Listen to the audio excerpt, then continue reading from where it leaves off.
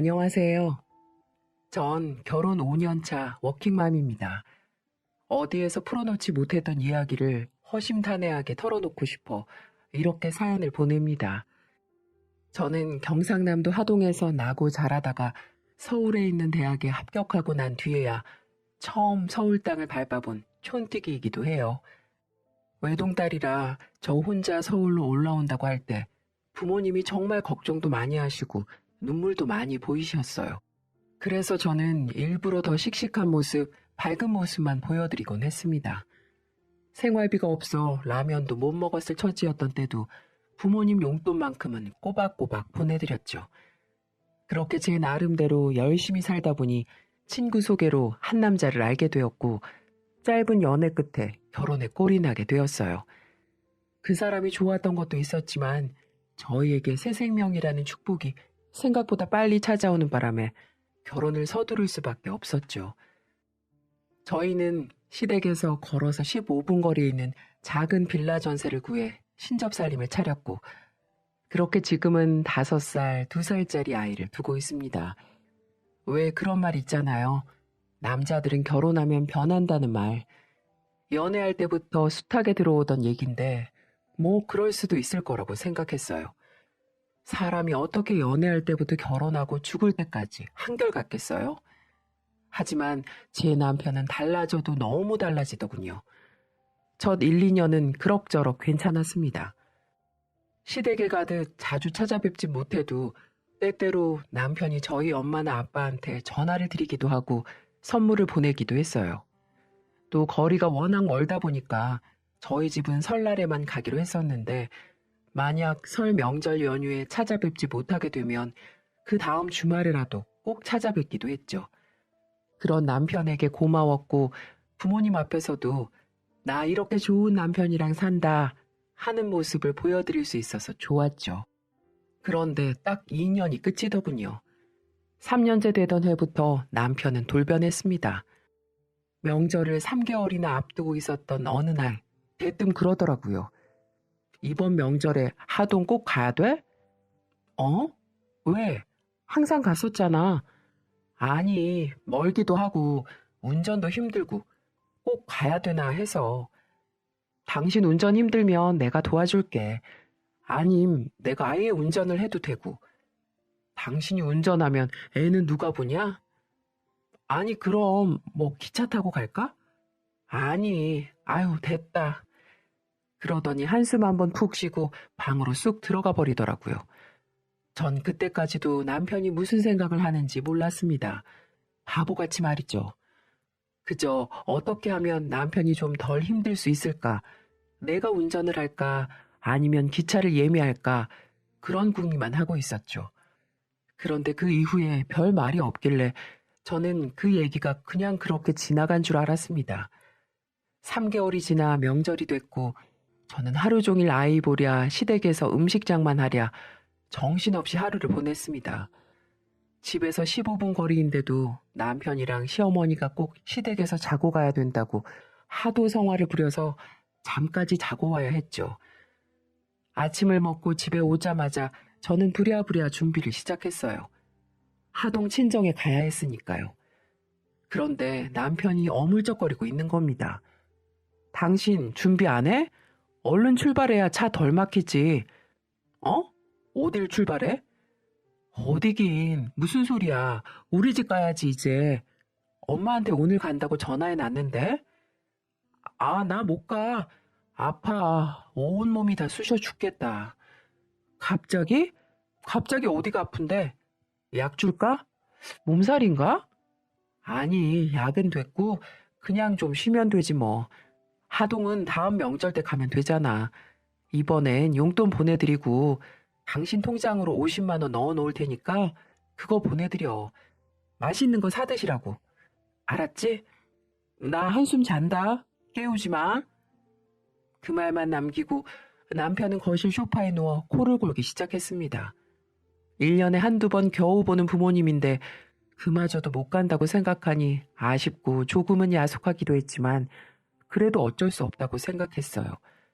아픈 사람을 끌고 갈 수는 없는 노릇이니까요. 부모님도 남편이 아프다는 말에 걱정부터 해주시며 괜찮다고 저를 달래주셨습니다. 명절이 이번 한 번뿐인 것도 아니고 앞으로 수없이 많이 남은 날들 중 하나일 테니까 신경 쓰지 말라면서 말이죠. 그런데 생각지도 못한 일이 벌어졌습니다. 그 일이 있고 난 뒤 채 1년도 지나지 않아 아버지가 교통사고로 사망하시게 된 겁니다. 새벽에 엉엉 울고 계신 엄마의 전화를 받은 뒤 저는 정말 정신없이 하동으로 향했습니다. 남편을 깨울 겨를도 없었고 아이들을 맡길 겨를도 없었어요. 그저 빨리 엄마한테 가야 한다는 생각뿐이었죠. 그렇게 한참 운전을 하고 하동에 도착해 갈 때쯤 남편한테서 전화가 오더군요. 잠에서 깬 모양이었어요. 당신 어디야? 차도 안 보이고. 여보, 여보. 저는 울먹이느라 말도 제대로 하지 못했죠. 왜 그래? 무슨 일인데? 아빠가 돌아가셨대. 그래서 나 지금 하동 가고 있어. 지금 거의 다 왔어. 어떡해?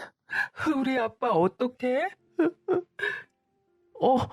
위험하니까 울지 말고. 일단 울음부터 그치고 운전에 집중해. 장례 잘 치러드리고 올라오고. 애는 내가 엄마한테 부탁해 놓을 테니까. 뭐? 당신은 안 오고?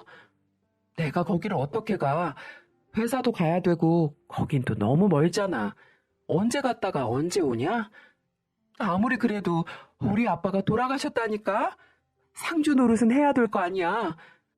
우리 집 아들도 없는데 회사에 얘기하면 휴가 주잖아.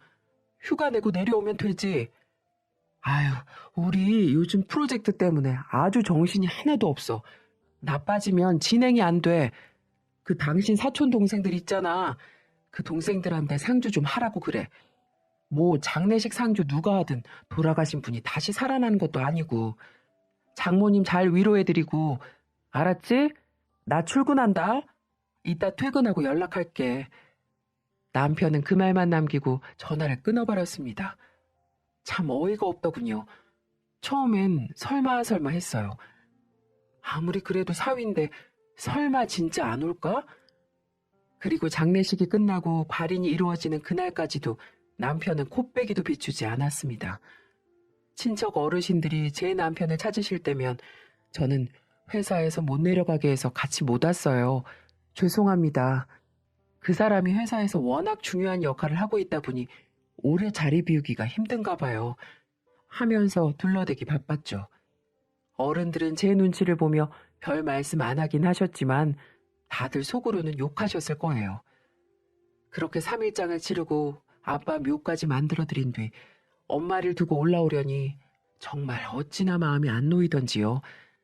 그 일을 겪으며 분하기도 하고 속상하기도 해서 서울에 올라오며 눈물로 다짐했습니다. 이 가슴 시린 아픔을 꼭 되돌려주겠다고요. 언젠가 반드시 복수하고 말겠다고 말입니다. 그 후 저는 예상치 못하게 둘째를 가지게 되었고 새해가 밝으며 명절이 다가왔어요. 아빠가 돌아가시고 맞는 첫 명절이라 그 어느 때보다 신경이 많이 쓰였어요. 엄마 혼자 계실 걸 생각하면 마음이 아프기도 했고요. 그래서 남편에게 특별히 부탁을 했죠.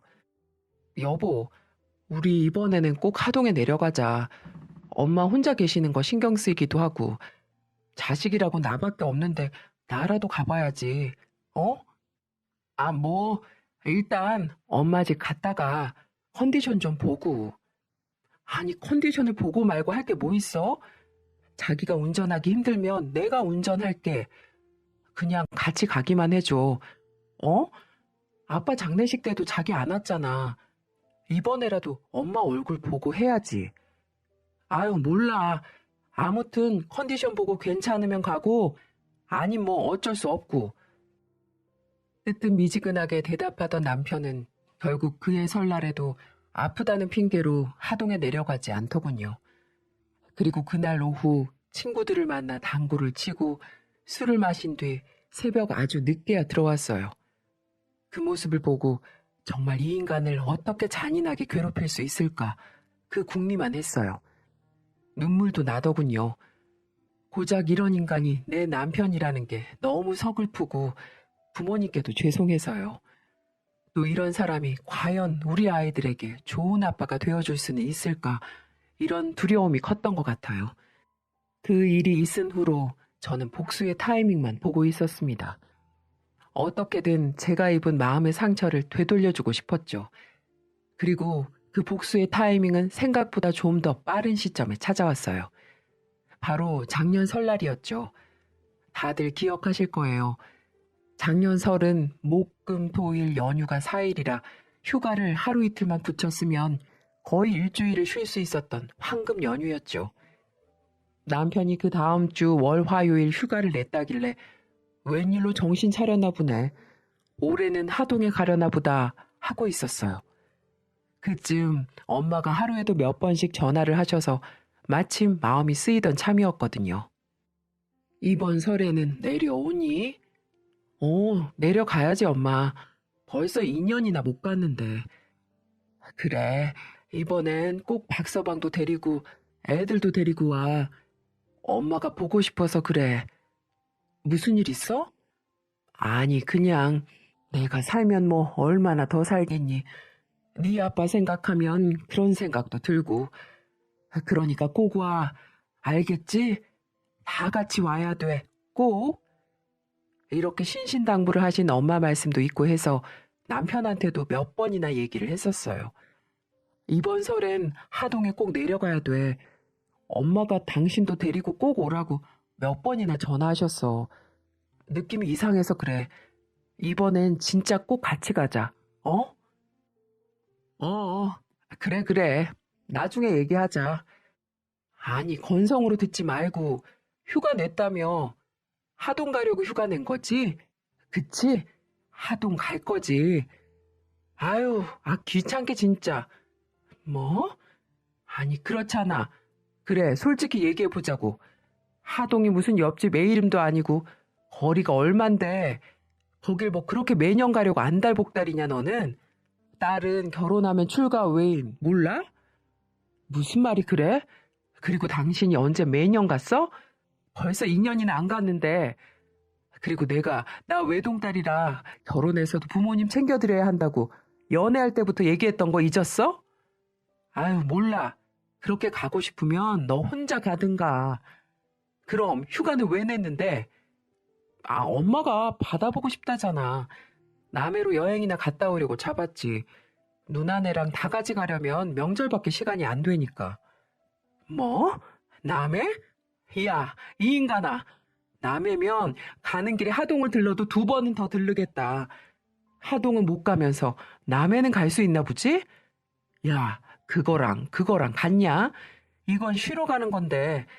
암튼 너도 그렇게 알고 여행 준비나 해. 하동은 내년에 가면 되잖아. 됐어. 나 혼자 애들 데리고 하동 내려갈 테니까 신경 꺼. 저는 그렇게 소리치고 방문을 쾅 닫아버렸습니다. 그렇게 제 마음의 문도 닫혔고요. 그리고 설 연휴가 되었고 시어머니는 연휴 전날부터 제 전화기에 불이 나도록 전화를 하시더군요. 전 단 한 통도 받지 않았습니다. 그리고 아이들 하원 시간에 맞춰 픽업한 뒤 바로 하동으로 내려갔어요. 퇴근 시간이 되어서야 시어머니한테 이야기를 들었는지 남편이 전화를 하더군요. 야, 너 어디야? 어디긴 하동 가는 중이지. 내가 얘기했잖아. 난 이번 명절에 꼭 우리 엄마 보러 가야겠다고. 너 미쳤어? 엄마 혼자 명절 준비 어떻게 하라고 그렇게 홀랑 가버리냐? 명절 준비 혼자 좀 하면 어디 덧나? 나 없을 땐 어떻게 하셨대 그럼? 진짜 어깃장 놓지 말고. 그럼 오늘 자고 내일 아침 일찍 올라와. 제사라도 같이 지내야 될 거 아니야. 남해도 가야지. 엄마가 애들 데리고 간다고 애들 옷도 사놓으셨다는데. 난 그럴 생각 없으니까 알아서 해. 그러고 저는 휴대폰을 꺼버렸어요. 그리고 하동집에 도착했는데 생각지도 못한 모습의 엄마가 저를 기다리고 있었습니다. 못 본 사이에 몸은 빼빼 마르고 안색은 칙칙해져 있었어요. 눈에는 황달기가 있는지 흰자가 노란빛을 띠고 있었고요. 전 깜짝 놀라 엄마를 붙잡고 물었습니다. 엄마, 어디 아파? 무슨 일 있어? 아니, 꼴이 이게 뭐야? 왜 너랑 애들만 왔어? 박서방은 오랜만에 박서방 보고 싶었는데. 아니, 이게 어떻게 된 거냐니까?